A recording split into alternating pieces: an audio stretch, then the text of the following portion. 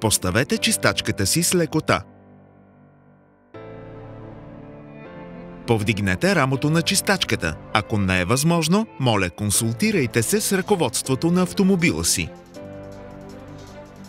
Отстранете износената чистачка.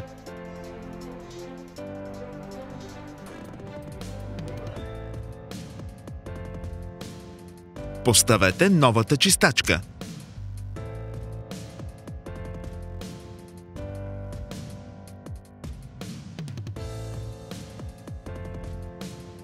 Уверете се, че чистачката е правилно фиксирана. Спуснете рамото с чистачката надолу върху предното стъкло.